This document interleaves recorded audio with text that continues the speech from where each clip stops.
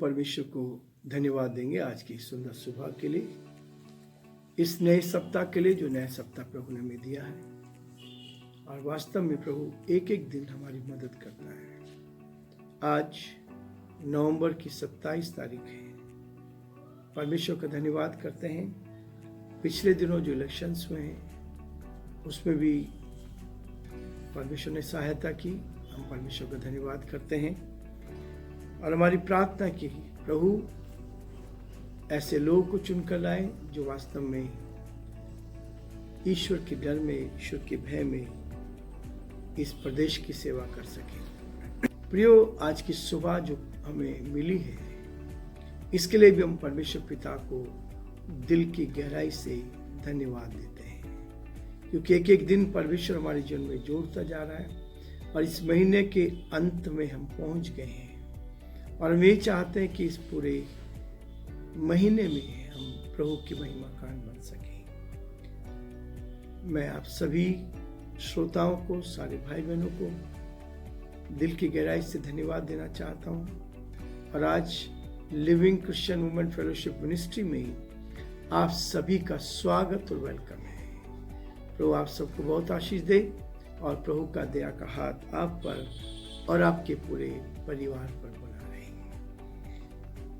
जैसा कि आपको मालूम है कि हम पहला कुरिन्थियों उसका 15 अध्याय का अध्ययन कर रहे हैं और एक एक अध्याय पर परमेश्वर ने हमारी मदद की है और एक एक पद को लेकर हम आगे बढ़ रहे हैं ताकि हम हर दिन आगे बढ़ते जाएं और परमेश्वर की महिमा का कारण बनते जाएं, ताकि परमेश्वर को आदर मिले, महिमा मिले और हम और अधिक उसकी महिमा का कारण बनते जाएं।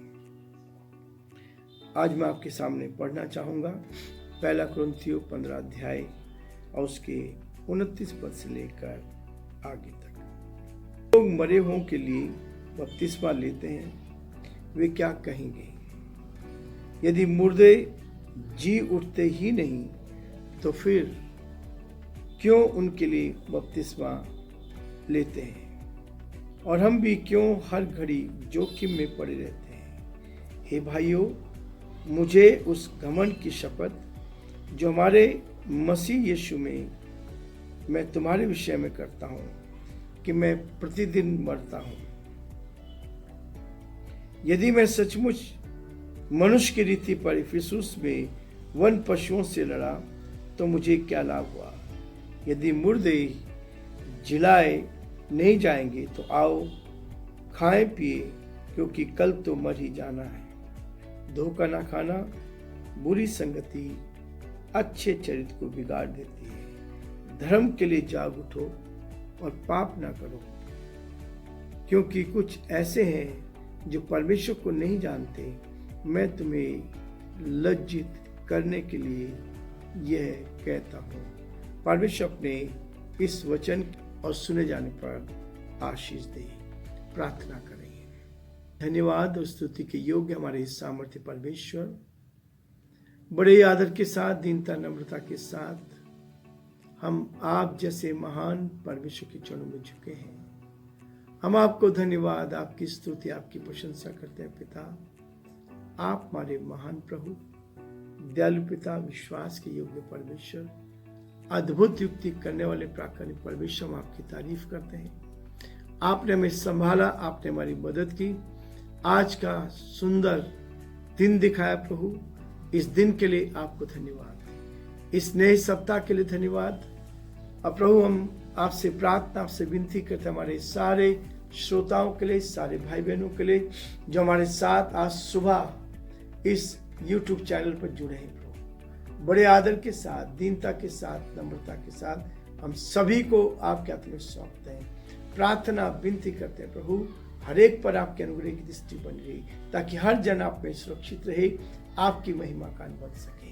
विशेष प्रार्थना करते हैं हमारे प्रदेश के लिए, प्रदेश पर आपकी आशीष चाहते हैं। प्रार्थना, विनती करते हैं प्रभु, प्रदेश आगे बढ़ता जाए और बहुतों के लिए आशीष का, आनंद का कारण बन सके। हम प्रार्थना, विनती करते हैं प्रभु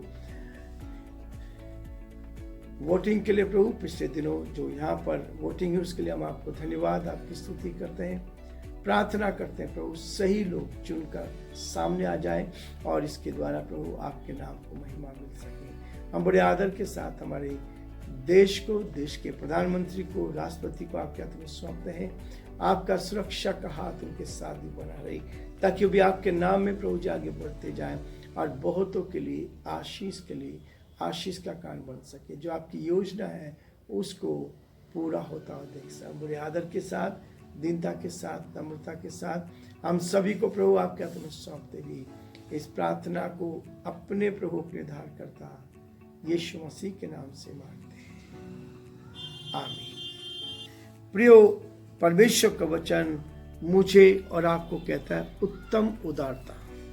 हमारे जीवन में उदारता होना बहुत जरूरी है। यदि आप उदारता का जीवन जीते हैं, और उदार व्यक्ति के लिए नीति वचन उसका 11 अध्याय 24 पद में बहुत स्पष्ट लिखा है। कहता है जो उदारता से देते हैं तो भी उनकी बढ़ती होती है, और जो यथार्थ से कम देते हैं इससे उनकी घटती ही होती है। परमेश्वर की महिमा हो, क्योंकि नीति वचन का लेखक भी इसी बात को प्रदर्शित करता है। ये वचन जो लिखा गया है ये इसी बात के लिखा गया है कि हम परमेश्वर की महिमा का कारण बन सके, और जो परमेश्वर की योजना है उसको पूरा करें। हम उदारता से दें, एक दूसरे के साथ उदार मन होकर परमेश्वर की महिमा को करना है, ताकि हम आगे बढ़ते। लोग देते हैं, लोग एक दूसरे की मदद करते हैं, गरीबों को देते हैं। और इसलिए यहां पर लिखा है कि धर्म के लिए जाग उठो, धर्म के लिए जाग उठो और पाप ना करो। यदि आप धर्म का सहारा लेकर आगे चलना चाहते हैं तो वहां बाइबल कहती है कि पाप नहीं करना चाहिए। धर्म के लिए जाग उठो और पाप के ना करो। पाप भी कर रहे हैं और धर्म की बातें कर रहे हैं, पाप भी कर रहे हैं और अपने जीवन को कहते हैं कि हम सही रास्ते पर हैं।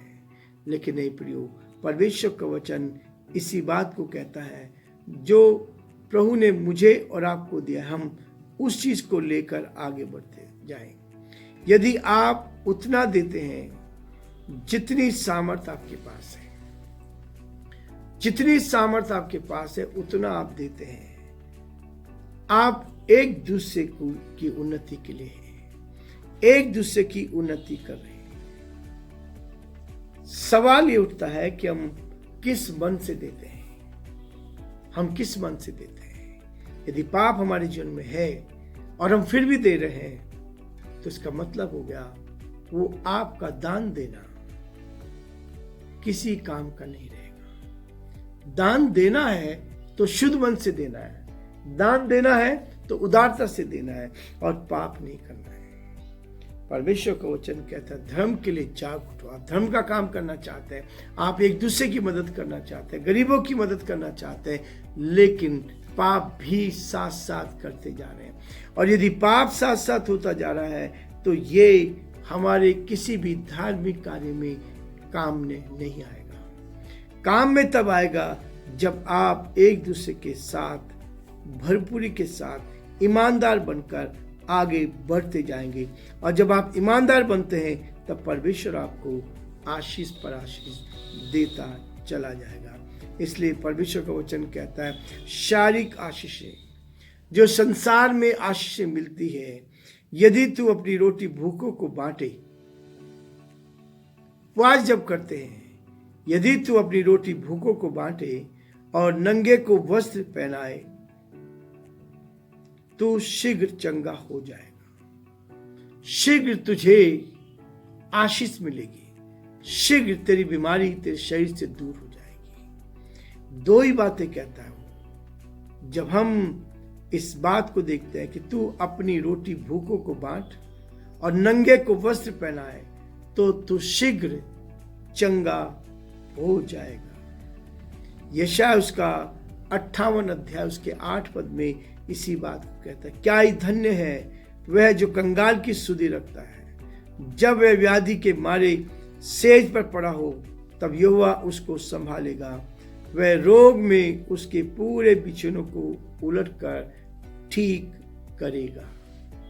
रोग में उसके बिछोने को उलट कर ठीक करेगा। भजन संहिता उसका 41 अध्याय 1 से 3 पद में हम इस बात को पाते हैं। इसलिए प्रियो, परमेश्वर का वचन हमें कहता है कि हम एक दूसरे की सहायता करते जाएं, एक दूसरे की मदद करता है।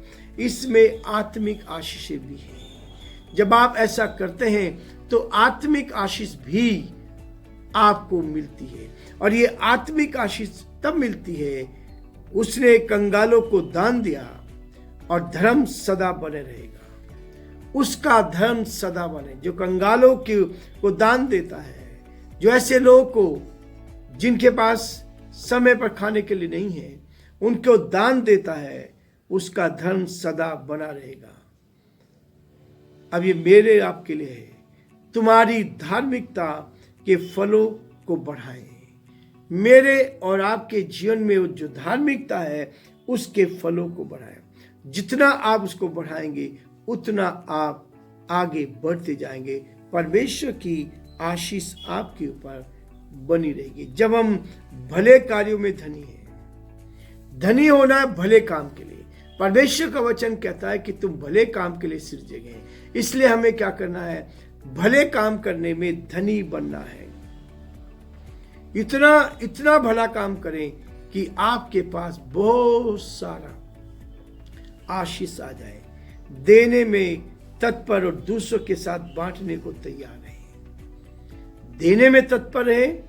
जहां भी अवसर मिलता है, परमेश्वर ने आपको ब्लेस किया है, परमेश्वर ने आपको आशीष दी है, उनके लिए तत्पर रहें, बांटने के लिए तैयार रहें। और जब आप बांटने के लिए तैयार रहेंगे, तभी कहता है तब हम अपने आने वाले समय के लिए एक अच्छी नींव डालते हैं। आने वाले समय के लिए एक ऐसी नींव डालते हैं जो वास्तव में मेरे और आपके लिए महत्वपूर्ण है। ये नींव यदि आपने डाली है, आप एक दूसरे के साथ उदार होकर जीवन जीते हैं, तो परमेश्वर मुझे और आपको आशीषों से भरकर अपनी महिमा के लिए इस्तेमाल करता चला जाए। प्रियो, आज हमें रुकना चाहेंगे, कल फिर से इससे आगे बढ़ेंगे ताकि इस अध्याय को धीरे धीरे हम समाप्त करते चले जाएं।